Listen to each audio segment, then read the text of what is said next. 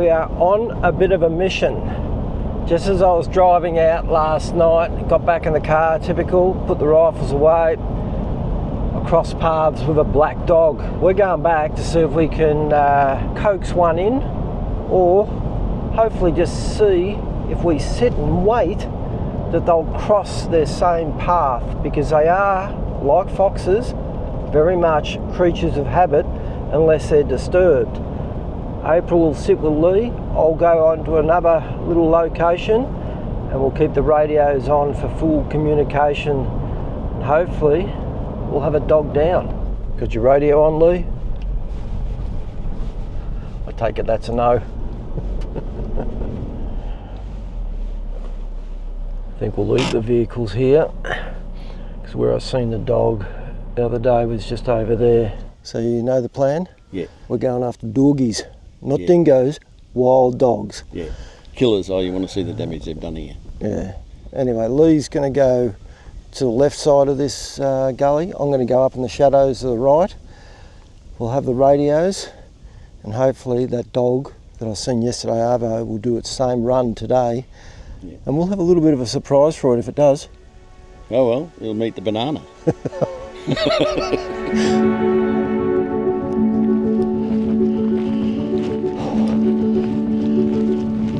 Well, hopefully the wind stays like this, because it's absolutely perfect at the moment. Coming straight down the gully. We've just hit the shadow line. At least I don't stand out like a beacon in the sun anymore.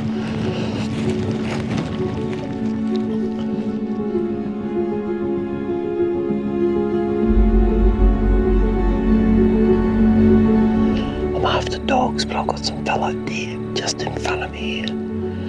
I don't want to spook them. I don't blame them for being in here. This is the most amount of grass that I've seen in any of the paddocks. As I've said, find the feed, you'll find the animals. Well, the wind's perfect, but I am stuck out in the open here. I've got some fallen timber, probably about 40 yards, sort of at 11 o'clock to them. If I could get to that, that'd be fantastic, but the chances are very slim.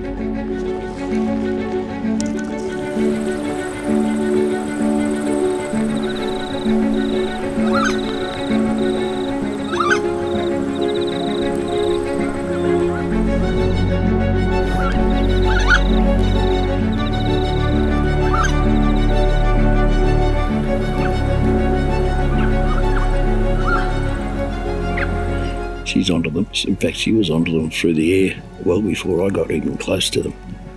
And I'm 332 yards away. Steve's sitting about 150 out in the middle of the paddock. So he doesn't want to move, so he can't get sprung. So anyway, we'll make a decision as to what we're going to do very soon. April, sit down. Sit down. Good girl. Come on. Drop. Drop. Lay down. She won't let it go.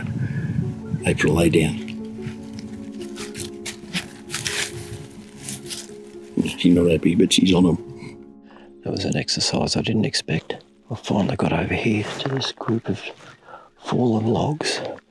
Those deer have fed away. I think a couple of them thought, what the hell's this? But they didn't bolt off. They basically just walked off feeding. So hopefully they'll be back. I'll tell you what though, for a dozen deer, and there was a lot of young ones, a lot of mothers obviously, no sign of a buck. There's got to be a buck guarding them somewhere around here. Yeah, I couldn't see a buck either. I thought you may have been looking at one, but I didn't see one. No, didn't see him at all, but he'll be here somewhere. Lee is just over to my left, up under the trees over there.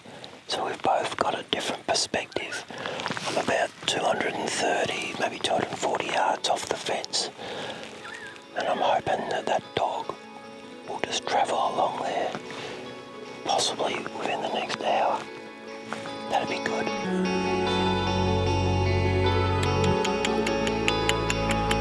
Hey, Skip.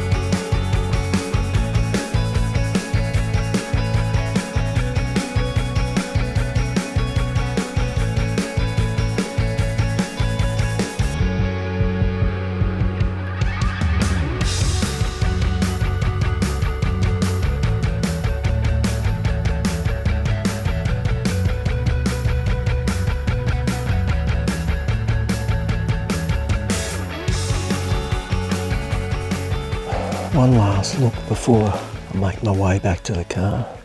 It's been an interesting last 15-20 minutes. Everything's come in really close. A few roos, a couple of fallow that had no idea what I was. So it just shows you, if you keep still, the wind's right, you're not an upright shape. It sort of confuses the animal and it doesn't spook them. Now I could have shot just about every one of those deer today.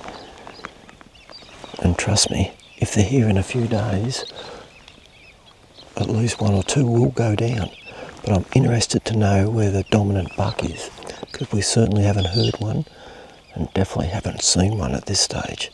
But he's got to be in here somewhere. Maybe an early morning visit might be in order. I think someone's found me.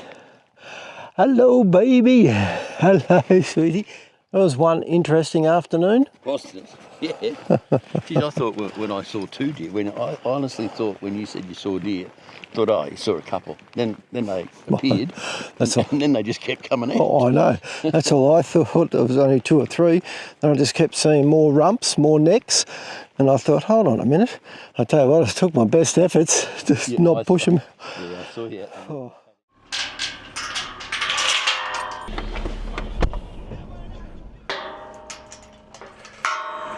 Righto, let's do it.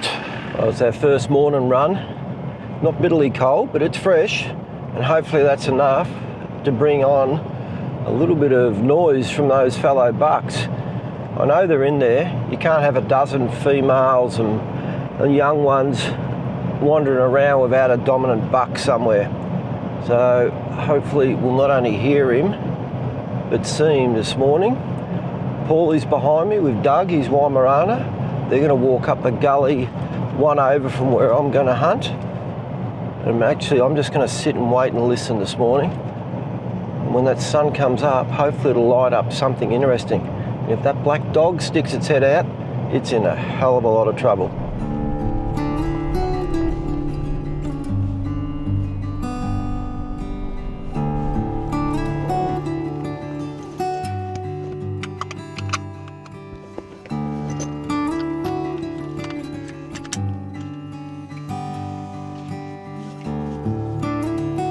Righto, just about ready to go.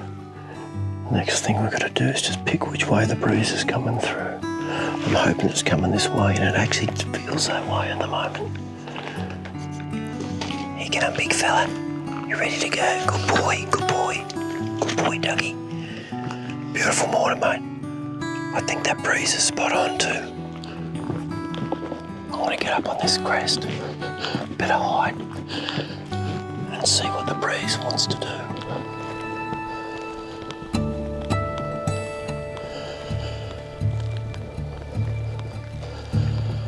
I've just crested the ridge, and I'll get the binos out in a minute before I move too far.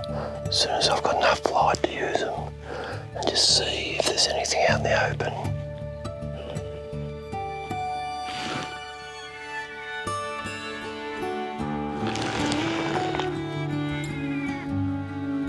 I just heard my first croak. And it's up where those deer were. Change of plan, they're all out in the open here. I'm going to have to drop back over this ridge because I'm going to be skylined here. Move before it gets too bright, then come back out further down. Just yeah, that buck's deep in the gully, but all the rest of the deer are out in the open here. I've got to get moving. That's the downside of moving a little bit too early. But that buck is a long way away still. He's probably 500 to 800 metres away. So I'm going to cover a bit of ground on this opposite side here. I'll just pop my head over the top, can't see him. And old mate, shut up shop. Breeze is good. I'll just stay on this opposite side here till I get up a bit further. You can see deeper up into the head of the gully. Once I know where they are, I can come up with a plan, providing the wind works for me. But either way, I've got to find them first.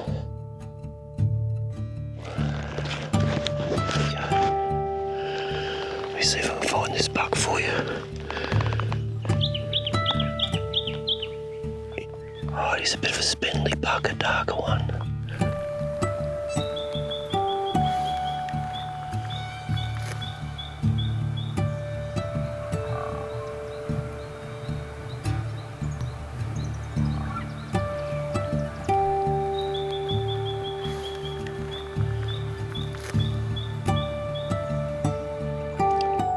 Drop back off the ridge here on the opposite side to where they are, and I'm just going to work my way around now. They still seem reasonably settled, and I know what they will do. They will head up to the end of this point, to the end of this gully. So if I can get there before them and just sit and wait, the breeze should be coming up the valley as the thermals start to lift, because there's no wind at this stage. Oh, I managed to pull that off by looking at they're still feeding in front of me. I can't see the buck, and he's a little harem, but I'm probably within 100, 120 yards of him now. As long as that breeze doesn't change, I might just bed down in front of this tree for a little while and see what happens.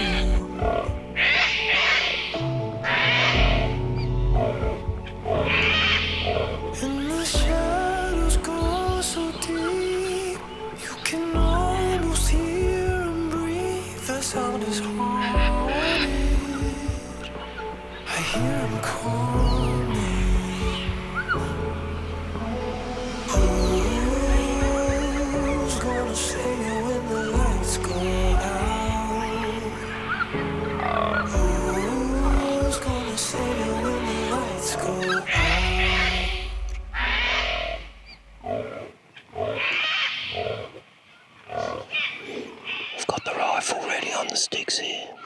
I don't think I'd like to see Paul take him, but if he does a kamikaze run over this way, I might change my mind. At the moment, the breeze is pretty good, and it should only get better as the day warms up. It should lift my scent up this way. Obviously haven't been disturbed too much because they're out feeding quite a lot longer than I expected.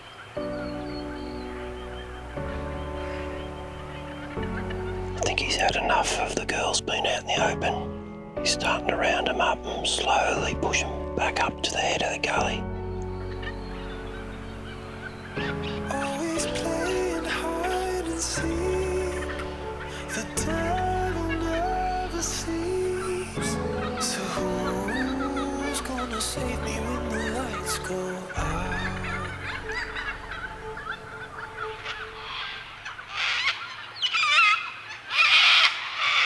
I might have to call it. The cockies are onto me, and I can feel the breeze now going across and up the gully.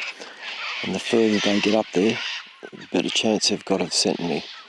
So I might get on to Paul, see how he's travelling, head back to the car, and we'll regroup and come back here another morning.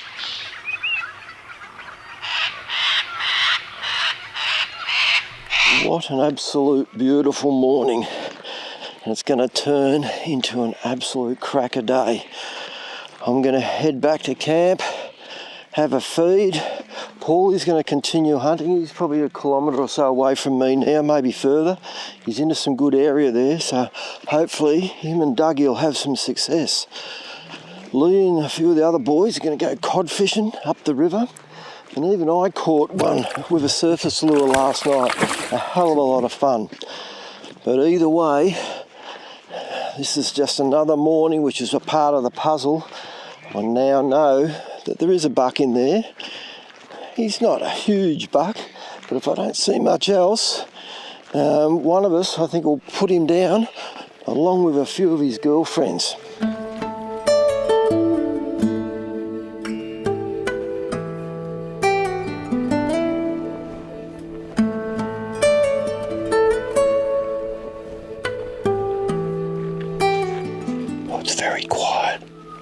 can see a few deer out in the open. I'm just going to try and work my way up to the head of this gully. And hopefully if the wind does the right thing by me, I'll feed back this way.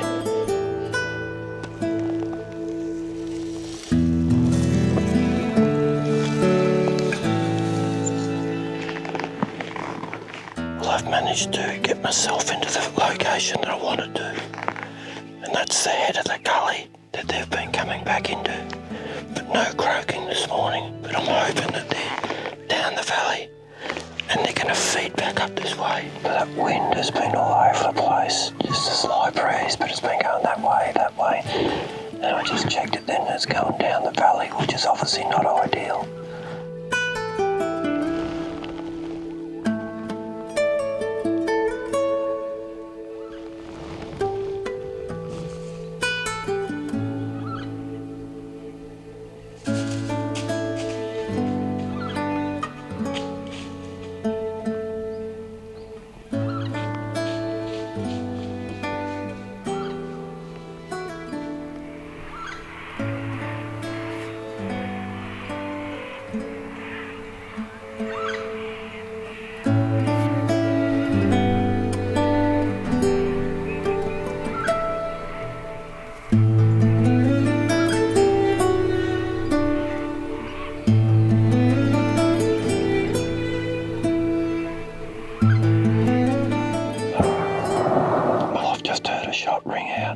Actually, 2 shots.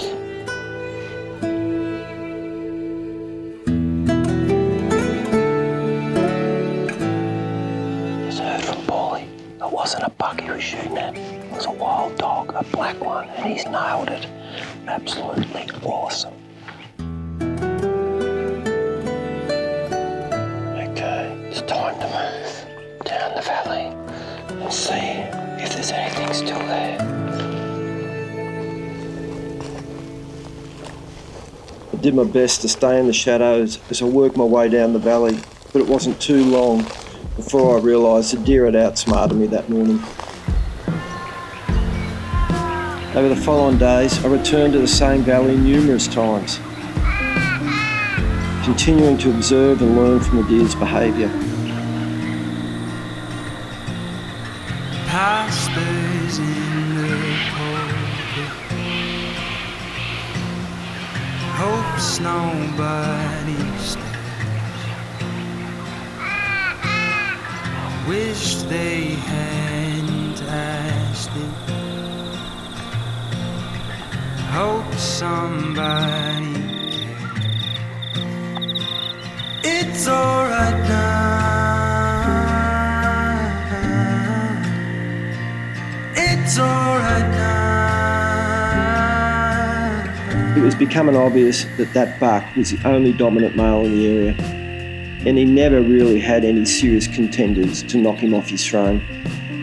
Old Mape, who I gave the nickname of White Honky, was the first deer I could see in the morning and the last in the evenings.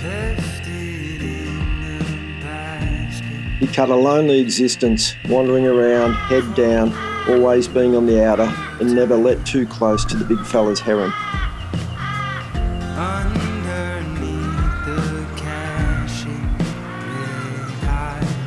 As much as I felt sorry for him, he made one mistake that I couldn't let go.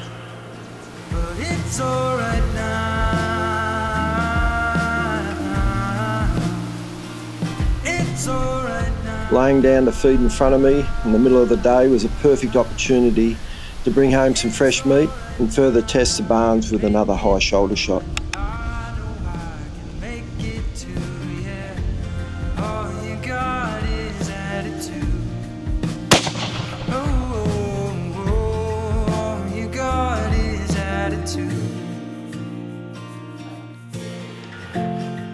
Oh yeah.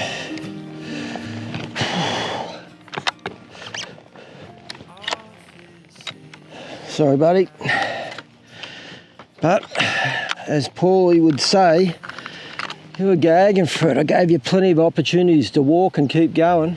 I've chucked the tarp over him. We'll get back to camp The meat safe's hanging down at the river, gets plenty of airflow in the shade there, so we'll at least get 1 day, possibly 2, before we have to cut him up, and then the good part starts, the eating bit. It's alright now.